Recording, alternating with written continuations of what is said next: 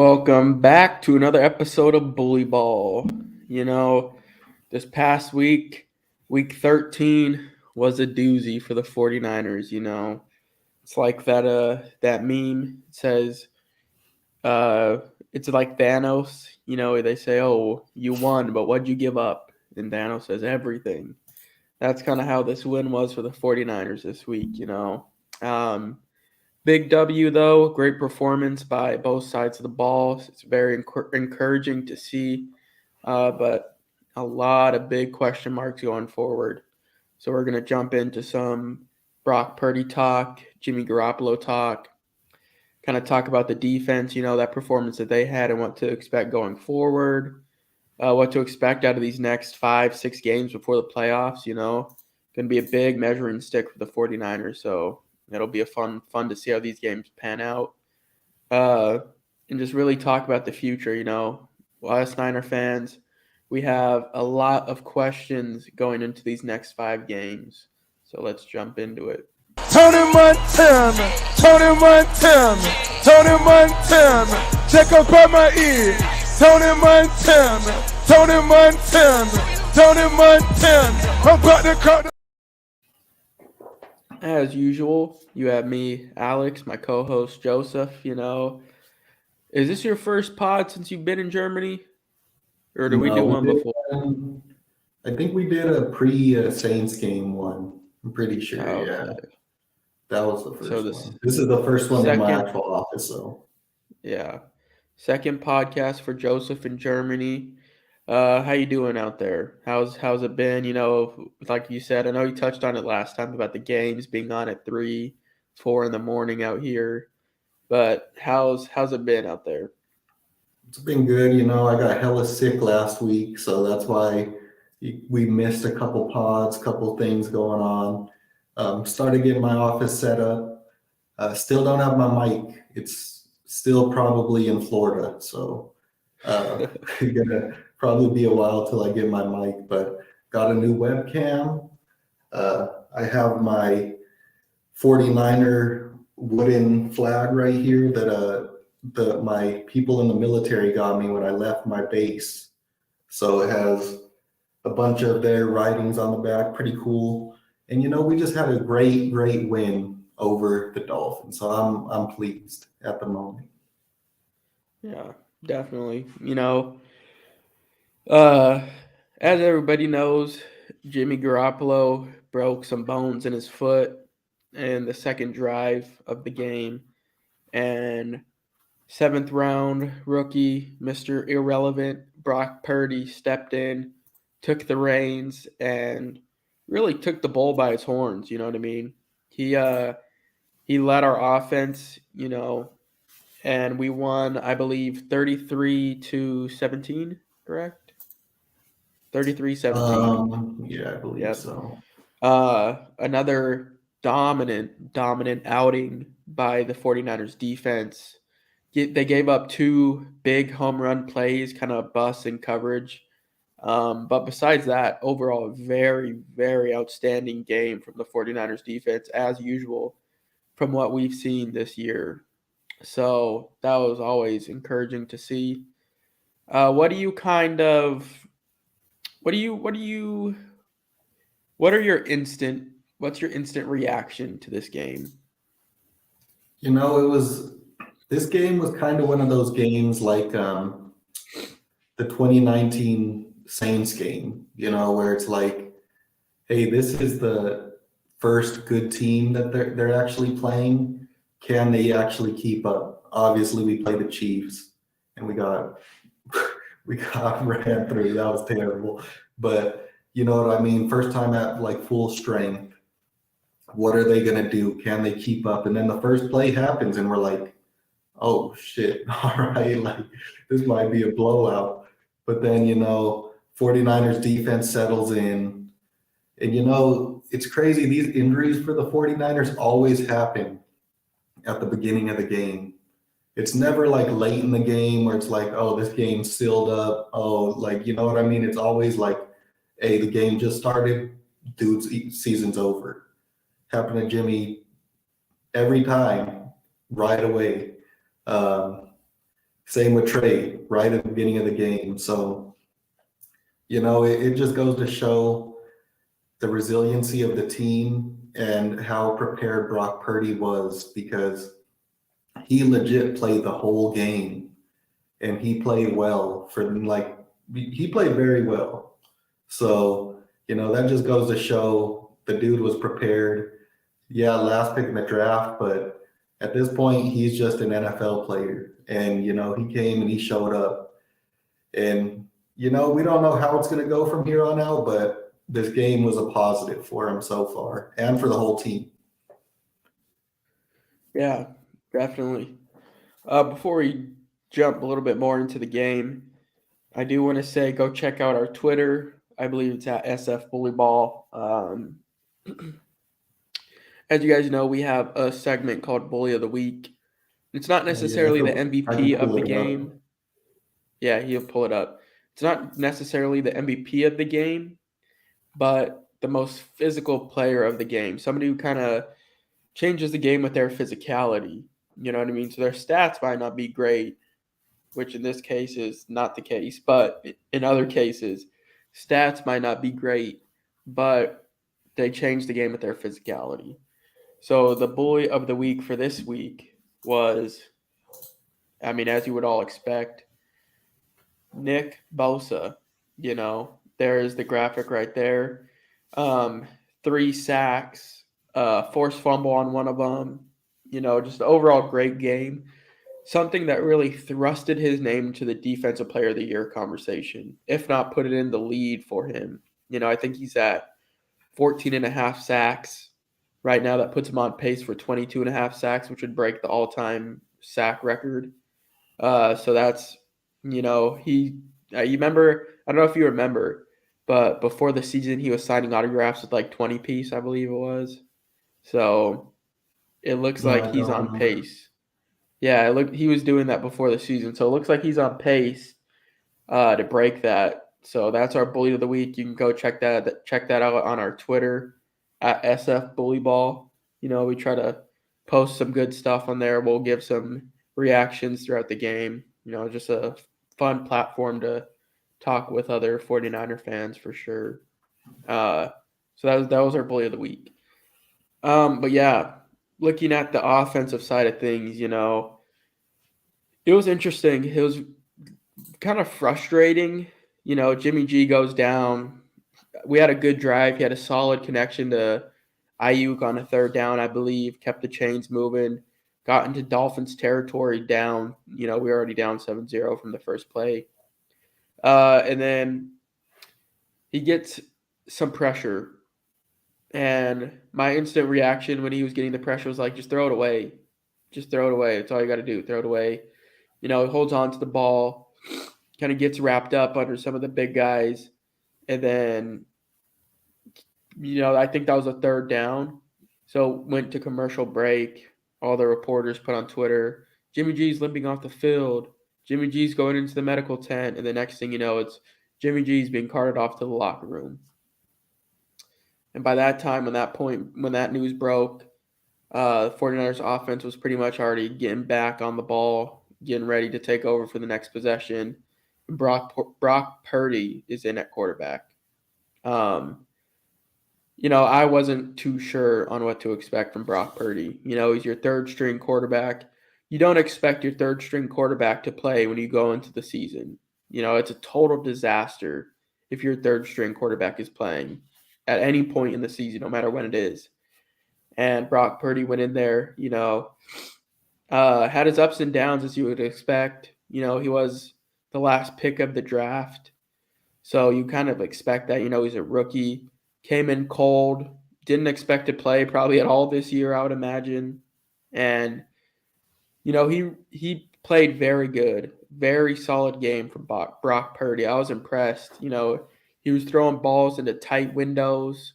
And just another thing that was really impressive was his ability to escape pressure, because the Dolphins were running zero coverage like damn near the whole game, it seemed like.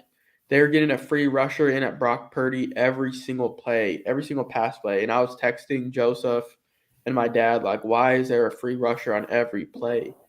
but he was doing a great job of evading it. Like it's crazy because in most of them, it didn't even look like he saw him, but he would just turn out at the last second, get away, get outside the pocket, and he would hit like a Debo. He hit Ayuk.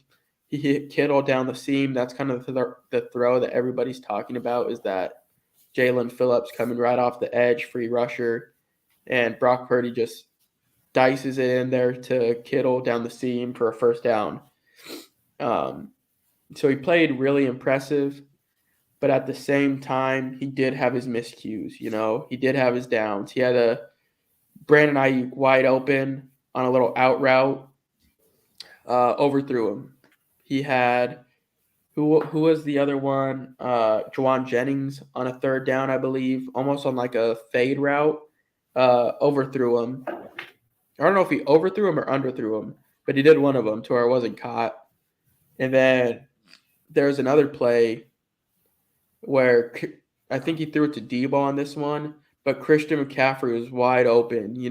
If he would have held on to it for like 1 second longer or just looked that way. Was it it was interception down. Yeah. He did have pressure in his face, but if he would have held it for 1 second longer, he probably could have hit McCaffrey for a touchdown or at least a first down. So, those are just 3 throws off the top of my head that were miscues. But at the same time, he did have a lot of great passes, tight window passes, accurate balls.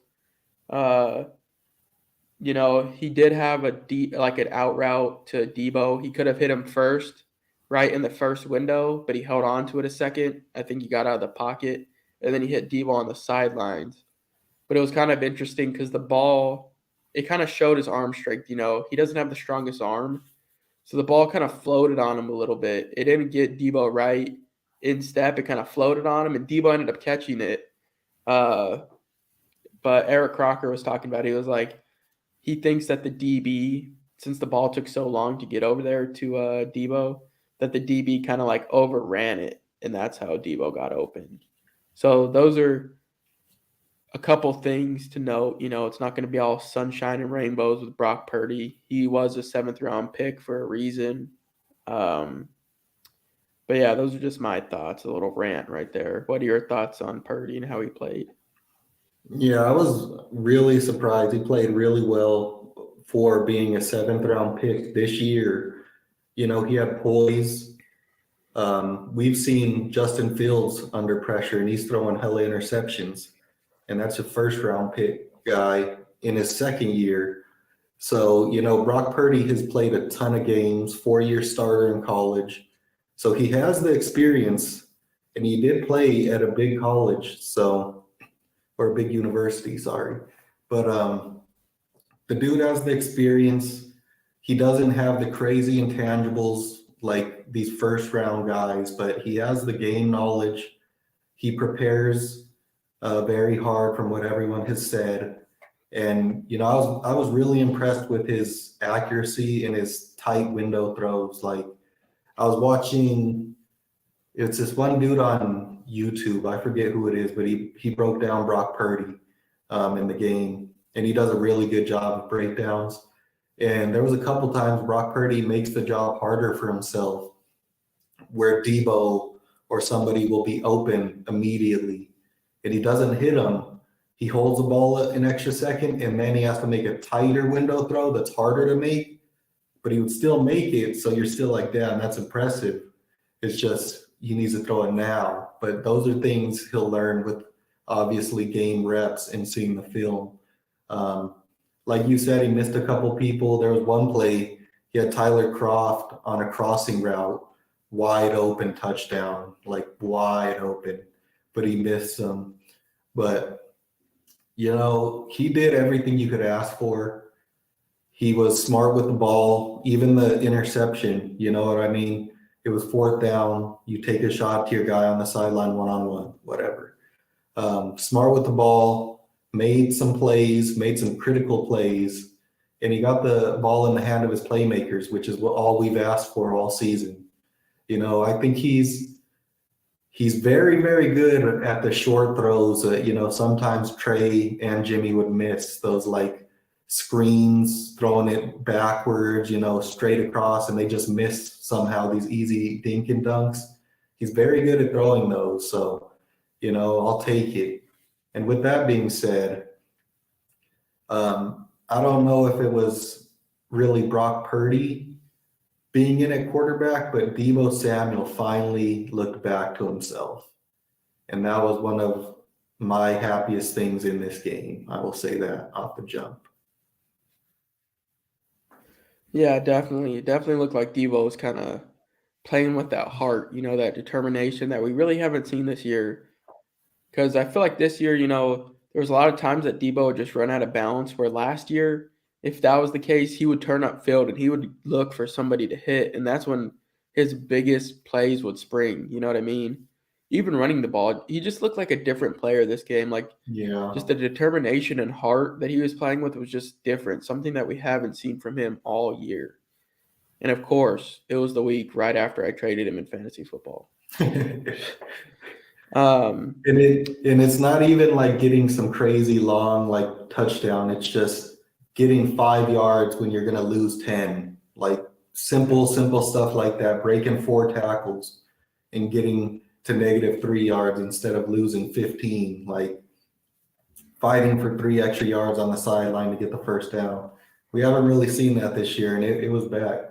It was impressive. Yeah, definitely. And we're gonna need that going forward, Brock's going to need all the help he can get from his playmakers, from the Kittles, the Debo, Ayuk, Kyle Juszczyk, from McCaffrey.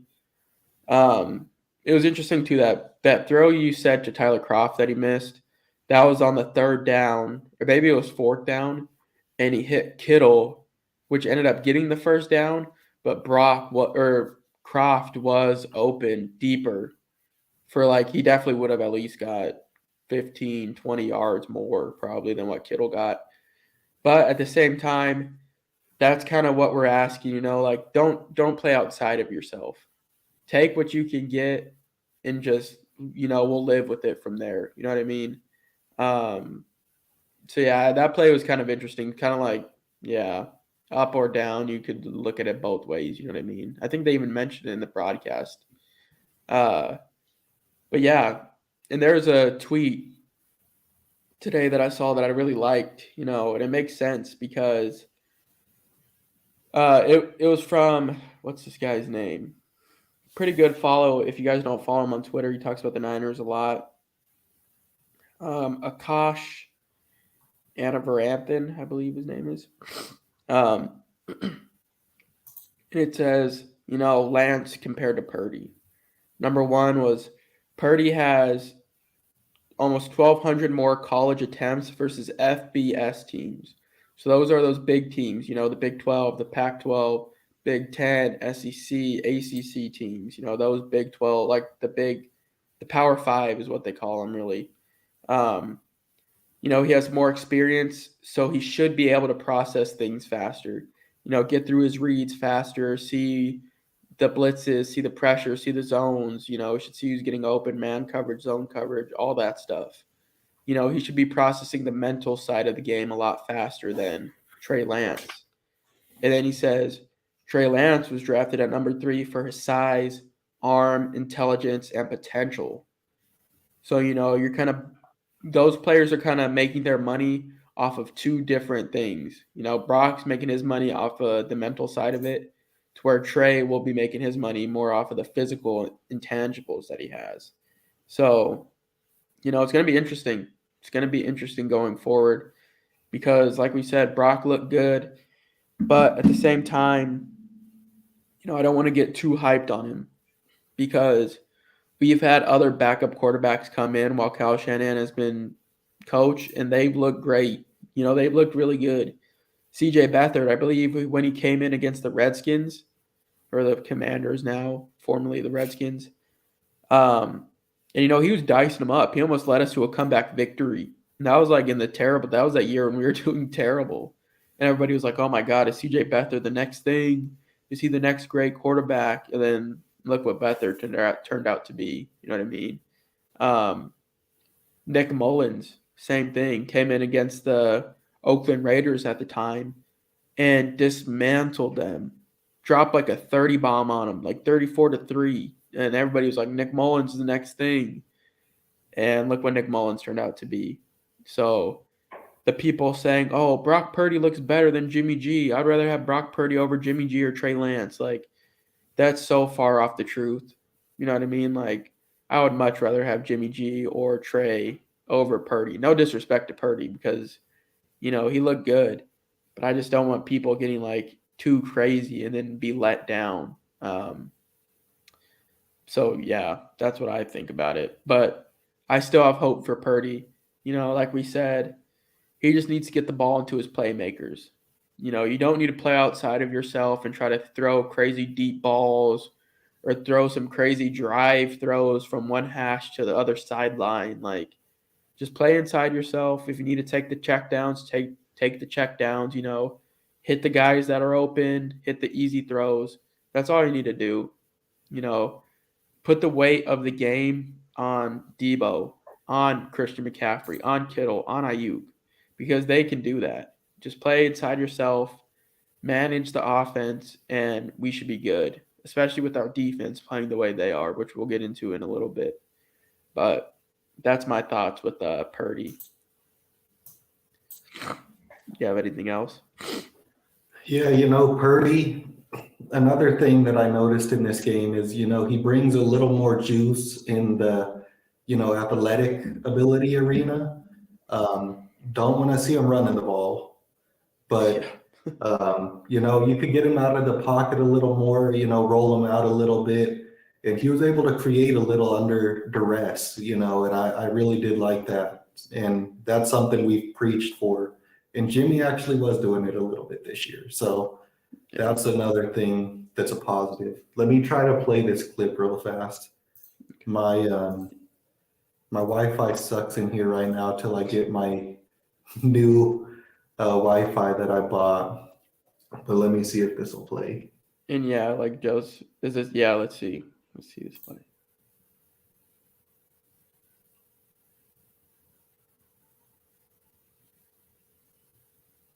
All right, yeah, I think your internet might be too bad. Well, you can see it, can't you?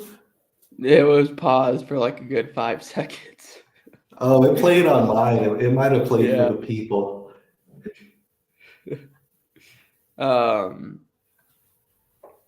But yeah, that was another thing, big thing. Like Joseph said, you saw Brock Purdy be able to evade cornerbacks and linebackers that were rushing on him, free rusher, no contact. They were coming straight for him, and he was able to evade them, get out of the pocket, and make a throw on the run, which we're not accustomed to seeing, at least from Jimmy, for the most part. Give or take.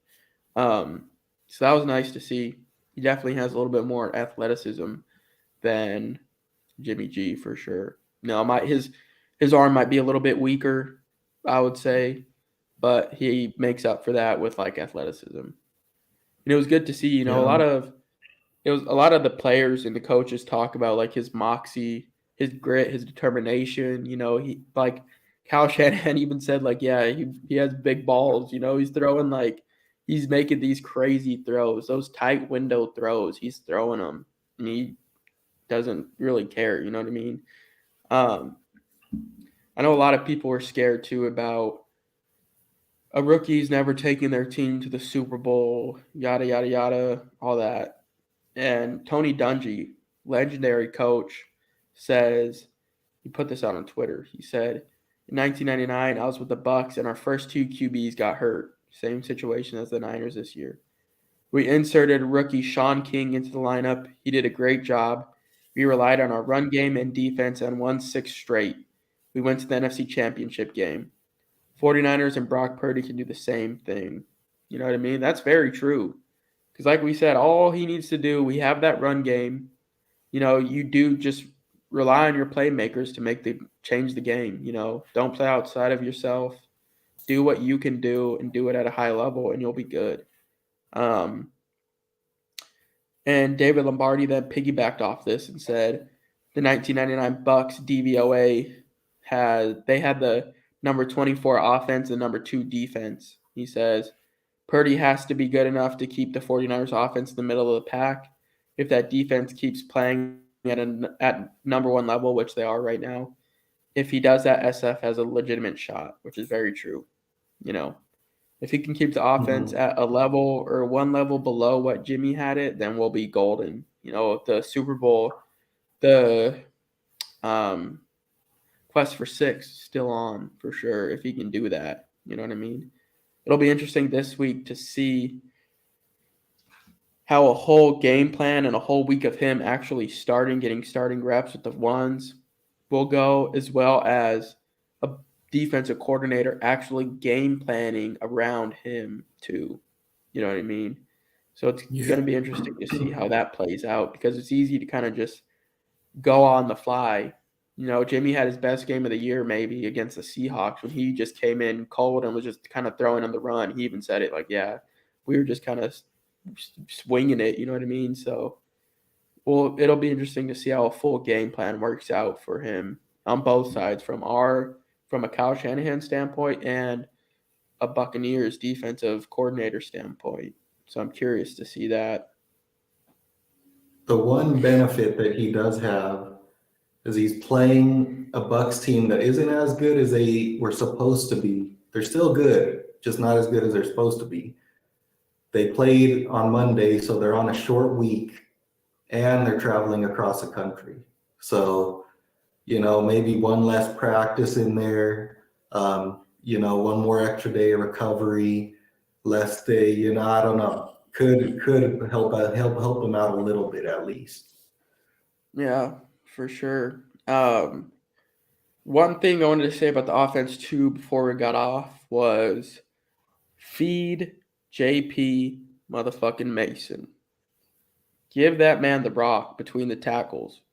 He was looking so effective and so just downhill efficient running when he had the ball running between the tackles. Let McCaffrey do the outside stuff. Let him do the counters. He had that big, I don't know if it was a counter play or if it was just an outside zone. He just saw the cutback lane. He had that big run right there. But McCaffrey doesn't look as effective as JP Mason does running between the tackles. You know what I mean? JP, I think, was at like 6 or 7 yards a carry. He was looking so dominant running between the tackles. We need to feed him more. McCaffrey's already dealing with that knee irritation, so give some of those reps to Mason. And those are the reps that really wear down on the defense. You know what I mean? Those are those grinder reps when you're running between the tackles. You're putting hands in the dirt, and you're just getting after it. Let JP do that. He's a big back. He showed ball security. He can do it. You know what I mean? Like, just let him do his thing between the tackles. Give him more work. I don't know why we don't. We should be using him just like we use Elijah Mitchell.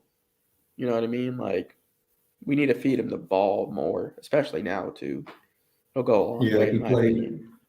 He played great, 6.4 yards per carry on 8 attempts. Yeah. So that's really good.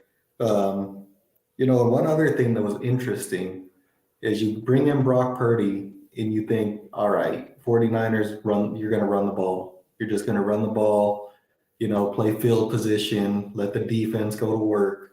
Brock Purdy threw the ball 37 times.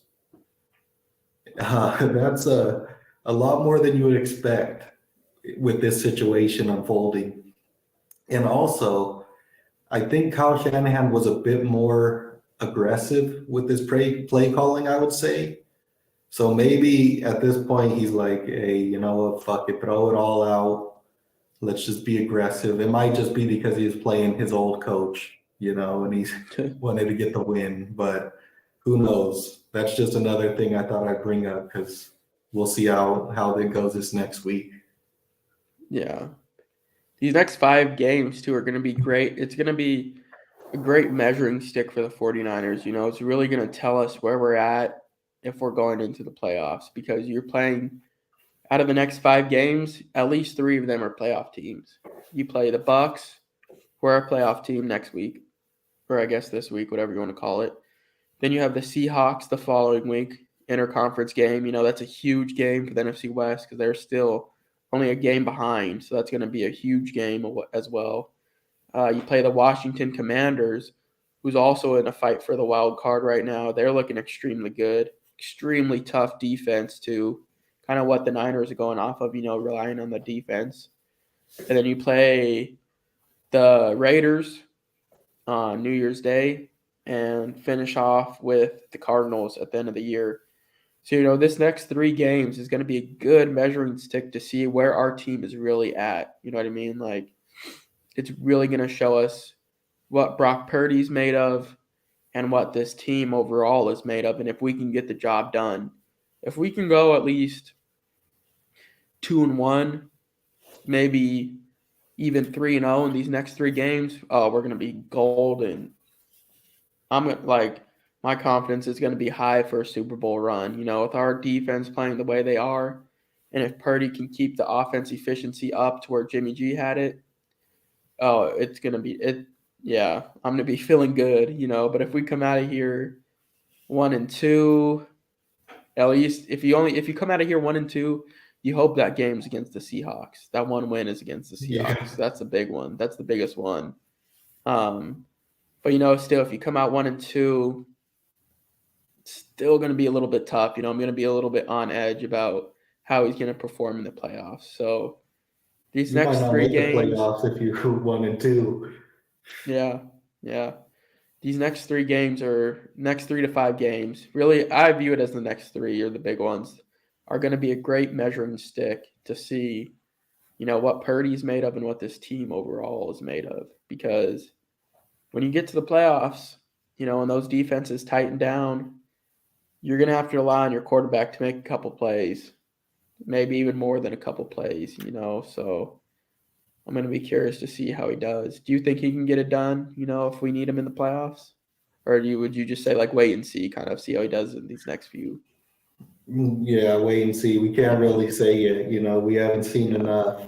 We got to see the lows and we got to see the highs. We haven't seen any lows yet. So we got to see that. With that said, though, Panthers release Baker Mayfield.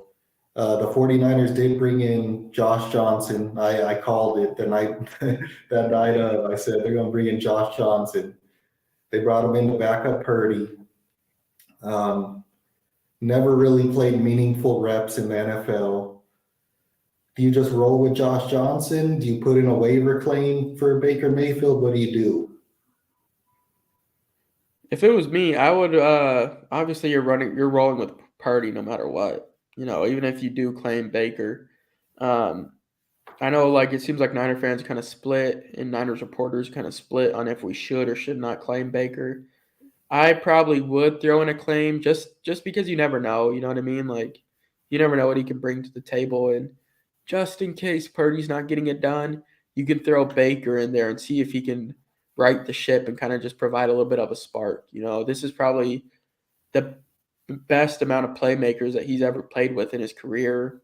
A run game that's really run heavy, so you're not really relying on Baker's arm if you need it, like I said. So I probably would. You're only paying $1.35 million, you know what I mean? With that being said, though, I doubt he gets to the 49ers. I think we've been hearing the Rams probably are going to put in a claim for him. Texans are another team that might. They're 24th. The 49ers are 24th at the waiver claim process. So 23 teams have to pass on him before the Niners could even get a chance, get an opportunity to possibly put in a claim. But personally, I would if he got there, I would. What about you? Yeah. What are your thoughts? I would as well. I think the 49ers won't put in a claim for some reason. And I think he's going to go way before the 49ers would even have a chance. But with that said, when Baker Mayfield was good that year that the Browns went to the playoffs, they had a great O-line, they had a great run game, and they had some receiving weapons. He has at least that level, if not better talent on the 49er team. And I agree, as the backup, not as a starter. Bring him in as a backup, if anything goes wrong, because our quarterbacks take a lot of hits. It's just, I don't know why. It is what it is. If he does have to play, I'd much rather have a guy that he's been in the playoffs once. He's played meaningful games. He was drafted number 1 overall for a reason at some point. He may not be that person now, but it could just be a confidence issue, and get him with the right coach. You never know what could happen. I say send it, put in the claim. If he gets there, he gets there. If he doesn't, he doesn't. Yeah, I agree. I believe we'll find out in about NFL teams have until 1 p.m. Pacific Standard Time to put in a claim. So we have about When an will you hour. find out, like the next day? I don't know. I don't know if we'll find out the next day, if we'll find out right at 10. You know what I mean? I'm not sure. But the NFL teams have another hour if they're going to put in a claim for him. So we'll see what ends up happening. But yeah, is there anything else you want to touch on the offense before we get to the defense real quick? No, but I do want to say, it just seemed like the perfect Rams thing. Just, oh, we'll pick him up just to pick him up, even though our season is over. Just, it's a big name person. Let's pick him up. So I bet you it's the Rams. We all know it's the Rams. Yeah. All right, now we can I go wouldn't into the doubt it for defense. sure. I would not doubt it. But yeah, let's look at this defense. It's another great game. I got a little bit rattled, ain't gonna lie. On that first play, Trent Sherfield takes it 75 yards. Of course, Trent Sherfield too, former 49er, underutilized guy. Preseason, that dude, Sherfield, that dude was a beast for the Niners. But then when we got to the regular season, we just never used him for some reason. And then first play of this game, dude takes a slant or something, 75 yards, and I was rattled. I was shook. Not gonna lie, because it wasn't even their fastest player. But they tightened down after that. They looked really good. They had another explosive play to Tyreek Hill, but those plays are bound to happen. That dude's so fast, so you can't really stop that. They held Raheem Mostert and Jeff Wilson in check. I think J.P. Mason had more yards than both of them combined, so that was great to see. And the return of Eric Armstead lived up to all the hype for sure, in my opinion. He might not get the stats, but that dude changes the game. The ability to just put pressure on a quarterback, just get in his face and just move the pocket a little bit for the edge rushers to get around. It's huge. It's huge. It takes so much pressure off of Bosa because now teams have to worry about Armstead too. Eric Armstead was the cause of Jimmy Ward's interception. He hit Tua, which led to the interception. So Eric Armstead being back is huge for the 49ers and our defense. You love to see it. Another player, probably, in my opinion, second in line for Bully of the Week, or I'll give him an honorable mention, Bully of the Week this week. Dre Greenlaw, man. That dude has been playing out of his mind this year. That play to Tyreek Hill on that little one, I don't know what it was, like a swing route or something. And you just see Dre Greenlaw just put his head down and just sprint to the sideline. And he tracks down Tyreek Hill. A middle linebacker, not a DB, not a safety, a middle linebacker tracked down Tyreek Hill. That's insane. That dude is playing out of his mind. And NFL Films put out a little clip, and it was about when Brock Purdy got in and everything. And then they show Dre Greenlaw before the defense goes on the field. He says, keep slinging that shit, Purdy. We got your back. We got your back. Keep slinging it. I just love to see it. Just that leadership. You know what I mean? Just being that leader. Just the tenacity that he plays with, the physicality that he plays with. It's just something else. He's playing at a whole nother level this year. I think him and Fred are definitely up there, if not at the top for best linebacker duo. And I think the level that Dre's playing at right now is pushing Fred to be even better too. You know what I mean? I think those two are complementing off of each other very well. So the defense, Yeah. looked great. Had how many turnovers? 3 or three. Because they had Jimmy Ward 3. interception, Diamador Lenore interception, and the forced fumble, which was also scooped up by Dre Greenlaw. So, Yeah, what are your and thoughts on the defense? yeah, like you said, the linebackers playing out of the world. Dre Greenlaw's always had the talent, and then last year he had the injury issues, but he's back. Fred Warner, he doesn't get a lot of credit, but that man is playing insane. Um, Obviously, we saw what Nick Bosa did, but another person that seems to make a splash play almost every game now is Drake Jackson. I think it was a key third down, and he swatted another pass. That he keeps getting his hands on the ball, and so that's impressive for the rookie. Um, and then just Diamador Lenore, that dude has been playing great. Kind of turned into an afterthought last year. He was starting at outside corner, lost the job before the season started, and then just went into an afterthought. And he came in this year, and he's playing out of the world. He stepped up huge. When we think of the corner getting picked on, it's usually Jimmy Ward now, not Diamador Lenore, which is that kind of says something on like, hey, he's playing really well. So, you love to see that. Just overall, man, the defense is always flying around and they're always around the ball. So they're always opportunistic to get turnovers and to create problems. And it's just great to see. You love to see great defense from this team. Yeah. I mean, another play, too, that I didn't even mention was Dre Greenlaw on that critical fourth down, and he was the one that caused an incompletion on Mike Gesicki. That shoulder catch thing that the Dolphins were pissed about. Dre Greenlaw had his hand in there. He was the one that broke that pass up and made Gesicki have to come up on his shoulder to grab it.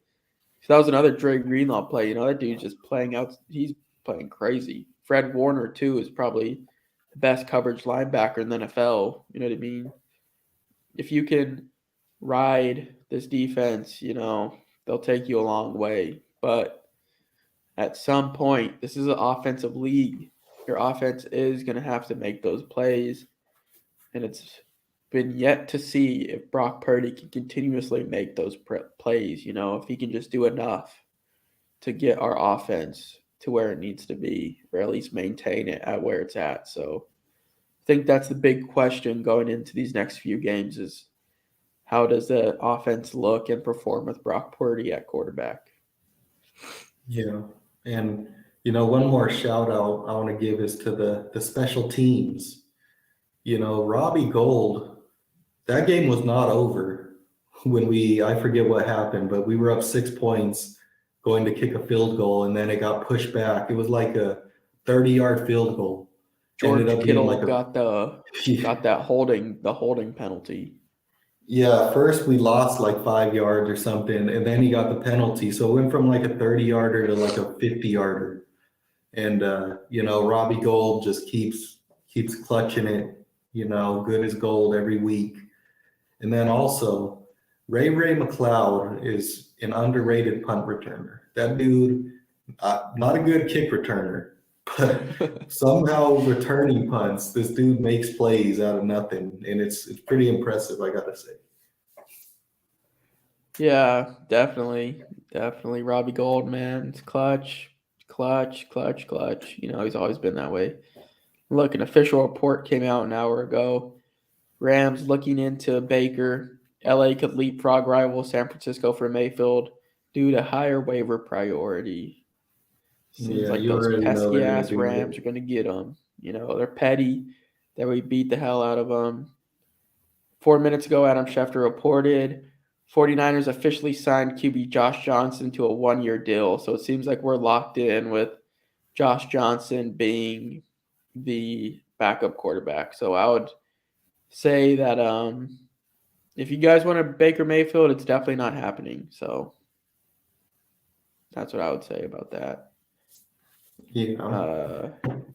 I don't know why we're so high on Josh Johnson. The dude's like 36. I know he has the fluidity with Kyle Shanahan. He's been on a couple teams of his before. I think he was on the team earlier this year, right? Or last year or something.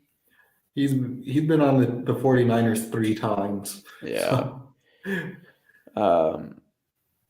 If we have to play him, then we're really fucking screwed. So let's hope it doesn't get there. But I would say the Niners are out on Baker Mayfield now. Probably Rams are going to get him. You have anything else? Any closing comments before you get out of here? Nope. We'll probably be back on later this week to do a breakdown of the matchup with the Tampa Bay Buccaneers. We'll try to get somebody on here with us, but we'll see about that. Whoever tunes into this, thanks for tuning in. We appreciate you. We're gonna get back onto the consistent grind. So, help us get our subscribers up. We've been off a little bit, but we're back now. Yep. Like I said, go check out our Twitter, at SF Bully Ball. We're trying to put out some good content on there. We're putting out the Bully of the Week every week now. So check those out. Go like those. And besides that, that's all I got. See you guys probably later this week. Peace.